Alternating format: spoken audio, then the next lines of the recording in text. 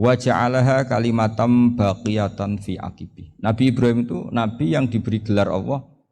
Dia adalah nabi yang menjadikan kalimat tauhid itu kalimat yang abadi.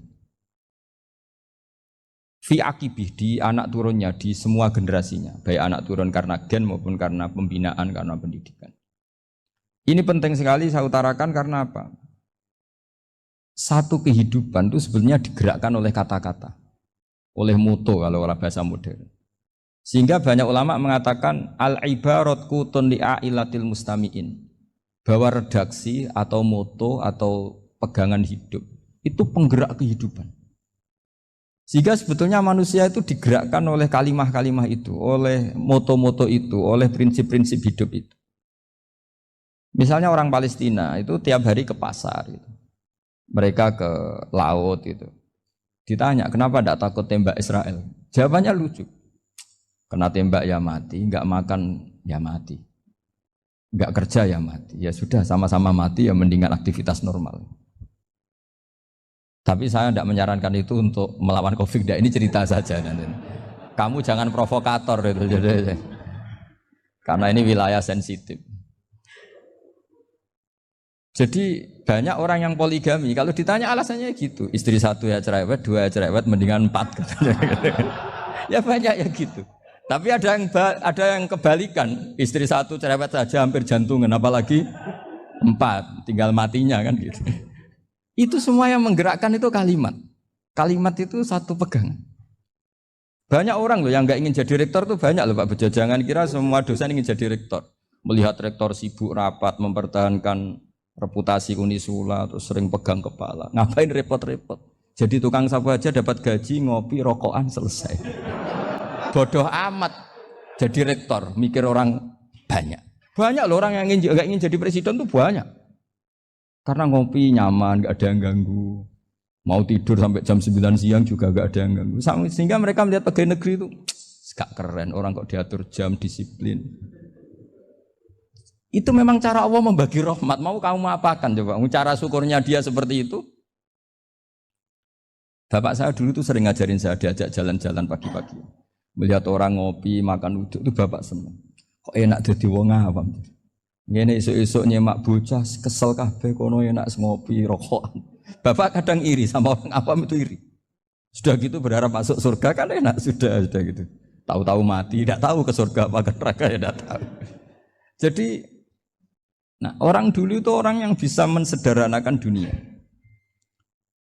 Sehingga ya sudah cara bahagia. Makanya saya alhamdulillah saya ini kerjasama sama UII sama beberapa kampus. Memang amdan itu sengaja. Kampus itu ya punya sistem yang nggak bisa mewakili sistem kiai. Kiai juga punya sistem yang nggak terwakili oleh kampus juga sebaliknya saling melengkapi. Saya sering ketemu rektor UII, rektor kampus-kampus Islam. Mereka cerita, Gus pendidikan pondok harusnya dimodernkan gini-gini. Saya bilang, kalau pondok modern kayak kampus itu nanti saya ketemu Allah tidak bisa jawab. Kenapa Gus? Saya beri contoh gini. Kalau misalnya perempuan perawan lah atau apa saja, namanya perempuan, mau tanya tentang menstruasi atau haid. Kalau semuanya sistem kampus, dia harus kuliah dulu, registrasi dulu, kuliah dulu, bayar dulu, dan dapat jawabannya nunggu mata kuliah pas itu.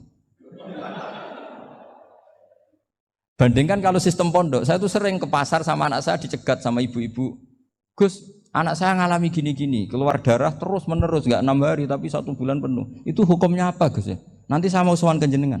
Nggak usah sowan di sini aja. Ya sudah, sebelum mengeluarkan darah yang rutin seperti itu biasanya haidnya berapa hari? 6 hari ya sudah ikut yang 6 hari, yang lainnya istighatsah. Ngoten tok Gus, ya udah ya. Begitu terus di masalah udhiyah. Ya coba kalau semuanya pakai sistem kampus, daftar dulu, bayar dulu. Jadi ini nggak ada jawabannya, nunggu mata kuliah itu. Baru dapat jawaban, itu biasa nggak sholat bertahun-tahun karena belum ada jawaban tentang itu. Nah itu kalau misalnya orang mati, tahunya cara memulasara jenazah itu nunggu kuliah dulu, pas mata pelajaran itu dulu, baru menangani orang mati. Berarti orang mati itu tergeledak semua. Tapi kalau kiai kan enggak. Kesini orang mati terbakar, kalau dimandiin malah badannya copot-copot, itu gimana hukumnya? Ini ada orang mati Gus Kendat, ini disolati apa enggak? Ada orang mati apa itu oplosan itu disolatin enggak? So sering ditanya gitu. Enggak usah registrasi Pak Rektor. Enggak usah registrasi, enggak usah daftar, enggak usah seminar. Makanya kalau orang kampus wani kiai itu ya kualat tenan gitu karena ini yang on time. Tapi pondok seperti saya ya ikrar seikrar-ikrarnya pentingnya kampus karena melatih efisiensi waktu, disiplin, tata kelola manajemen sehingga kita ya hormat. Tapi tadi kita harus saling melengkapi sehingga saya tunjukkan ke publik bahwa saya hormat sekali sama polisi, sama tentara. Coba kita bisa apa ngadepi bandar narkoba kalau enggak polisi? Bisa apa coba menjaga NKRI kalau enggak tentara? Begitu juga ya sudahlah kita memang fa inna yadallahi ma'al jamaah, kita berkah itu kalau bersama-sama. Enggak bisa kita sendiri. Nah lalu orang kayak saya itu ya beberapa kali sebetulnya saya itu ditawanin jadi dokter honoris causa apa. Kekhawatiran saya satu Pak Bejo, takut pas nggak punya uang. Itu dokter kok gak di duit kan gak pantas gitu. Jadi repot gitu daripada beban lah sudah lah nggak usah dokter. Jadi kalau nggak punya uang ya pantas, terus kalau ngebis ya pantas. Suatu saat kalau mati nggak ada yang hadir ya pantas, nggak dokter. Gitu. Kalau sudah dokter kok masuk neraka, kayaknya apalagi rektor kampus Islam kok masuk neraka itu kan kok kayak nggak pas itu. Misalnya rektor Unisiola ditanya mungkar nakir nggak bisa kan kayak gimana gitu.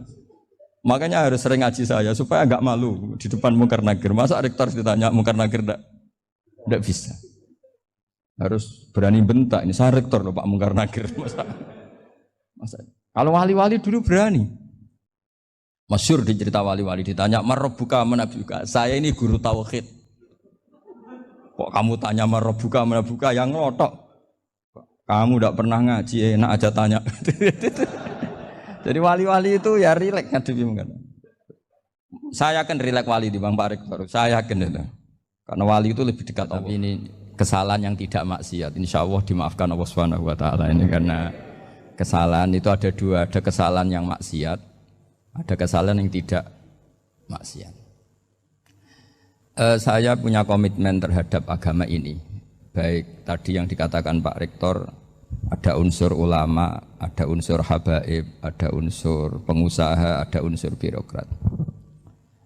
Di antara kenangan-kenangan saya dari Syekhina guru kita bersama Kiai Haji Maimun Zubair. Beliau itu sering dawuh, sering ngendikan.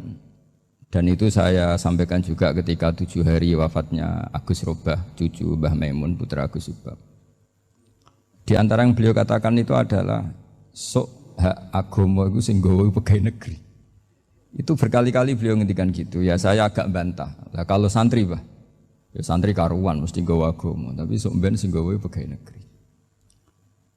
Setelah saya jadi kiai dan penelitian, saya itu berkali-kali didatangi dokter, tentara, juga polisi. Mereka sering bilang gini, Gus saya ini dokter negeri. Saya ke NTT, ke Papua, karena saya muslim, berkebutuhan Islam, maka dibikinkan musola, dibikinkan masjid. Kalau kiai tidak bisa, bikin sendiri urunan mau narik siapa. Mau narik tarikan di jalan yang mau nyumbang.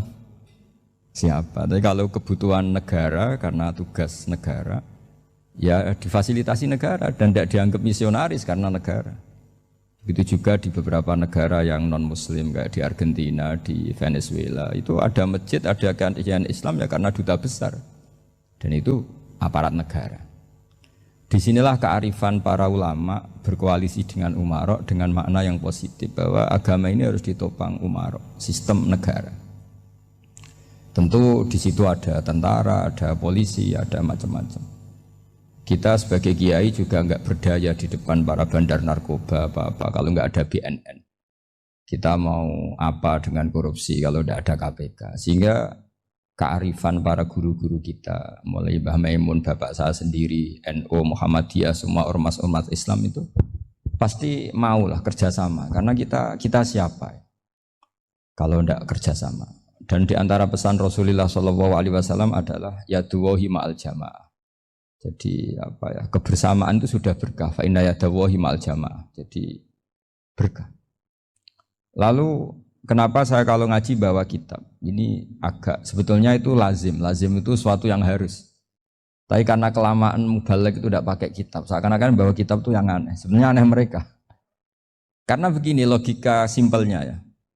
Umat Nabi ini berhak dapat apa coba? Berhak dapat warisan yang paling luhur, paling hebat, paling jernih. Apa itu Quran dan hadis? Pertanyaannya, siapa yang paling punya hak otoritatif untuk menerangkan Quran hadis? Ulama. Ulama yang mana? Ya yang kapabel, yang sudah diakui dunia kayak Imam Ghazali, Imam Bukhari, Imam Syafi'i. Artinya kalau kita tidak pakai materi itu ulama mendapat pikiran kita, bukan mendapat pikiran mereka. Saya ulang lagi, kalau kita tidak pakai materi yang otentik, yang orisinil, umat ini mendapat pikiran kita, bukan pikiran mereka. Maka saya berusaha supaya teman-teman atau semua umat Islam dapat pikiran-pikirannya Imam Ghazali, pikiran-pikiran Imam Bukhari, pikiran-pikiran Abdul Qasim Al-Junaidi, kejernian-kejernian Abu Yazid Al-Bustami.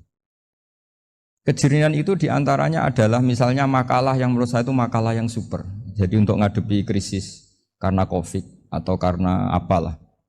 Itu lama dulu sederhana sekali. Beliau-beliau punya rumus yang mungkin jarang didengungkan orang, tapi saya akan kampanye rumus ini. Al-istighna, hakikatul istighna, itu adalah al-istighna anis syai' labihi. Jadi pemenuhan kebutuhan yang sebenarnya adalah kita berusaha menghindari sebanyak mungkin kebutuhan yang sekunder, yang enggak penting. Bukan memenuhi semua yang kita inginkan. Jadi misalnya begini ya, kalau kita lapar, itu keinginan kita itu makan enak apa asal makan? Tentu jawabannya asal makan yang sehat. Tapi kalau nuruti nafsu kita, makannya yang enak, teman makan ya enak. Terus di warung yang favorit. Ini kan satu kebodohan. Kenapa untuk makan saja butuh definisi sekian banyak? Yang kita harus kecewa, warung favoritnya bisa sudah tutup. Atau kita ke sana harus macet. Ribet. Yang benar-benar arif dan bijaksana itu adalah al-istighna anisya. Sesuatu yang tidak mendesak itu jangan jadikan kebutuhan. Sehingga kalau kita puasa misalnya, semua makanan itu enak karena kita sangat lapar. Sehingga Abdul Qasim Al-Junaidi ketika ditanya, ma'idamu to'am, lauk makanan itu apa? Jawabannya lucu, alju, lapar. Kalau kamu lapar ya semuanya enak. Ini sudah mulai hilang. Kita bilang makan enak itu ya sate, ya gulai, ya pizza yang kita senang. Akhirnya apa? Untuk nikmati nikmatnya Allah itu kita jadi ribet. Apalagi yang orang-orang fasik harus ditemani perempuan yang tidak halal misalnya, atau harus ada ajudan, ribet. Nah pertanyaannya, orang yang ribet sama yang nggak ribet itu pinter mana? Pinter yang nggak ribet. Nah ini kearifan-kearifan yang mulai hilang. Lalu siapa yang bisa mewarisi itu? Ya ulama. Jadi ulama itu cara berpikir sebenarnya simple. Makanya mereka sering kalau tahajud itu. Di antara makalah Sayyidina Ali paling terkenal dan yang menjadikan beliau punya derajat yang luar biasa, itu adalah kafani izzan antakuna li robban wa kafani fakhran an akuna laka abdan. Ya Allah, saya ini sudah begitu mulia, begitu terhormat dan sangat-sangat terhormat. Karena yang menjadi Tuhan itu Engkau. Jadi rumus pertama itu karena menjadi Tuhan itu Engkau. Hanya Tuhan yang abadi, Tuhan yang pertama, artinya Tuhan yang al-awwal.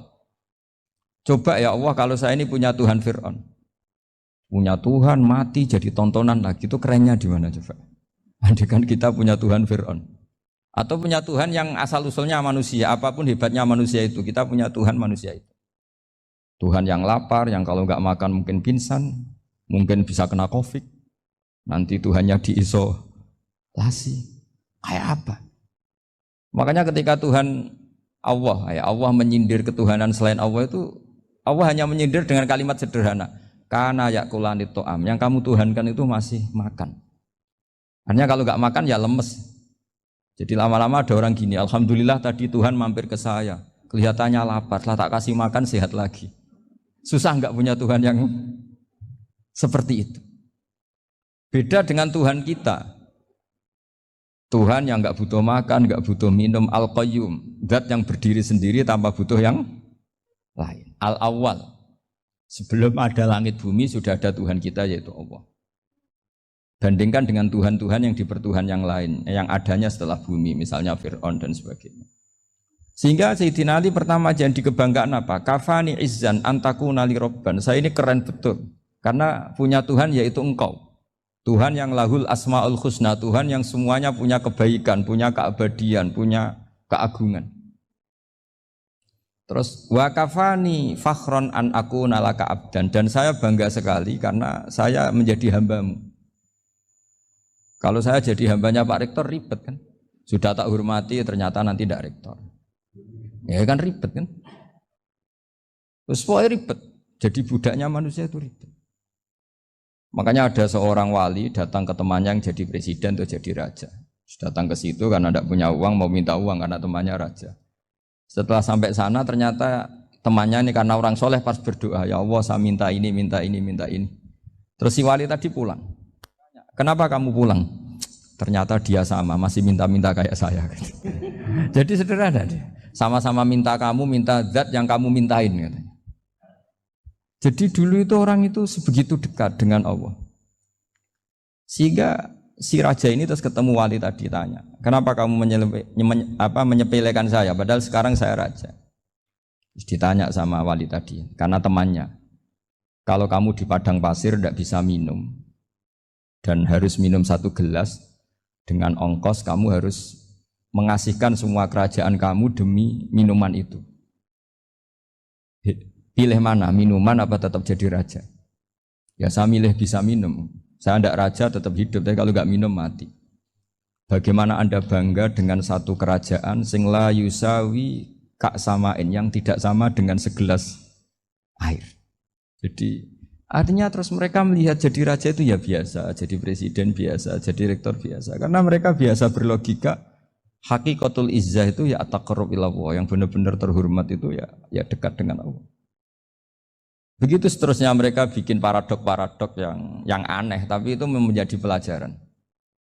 Bapak saya Ki Nur Salim itu senang baca anekdot Nasiruddin Koja.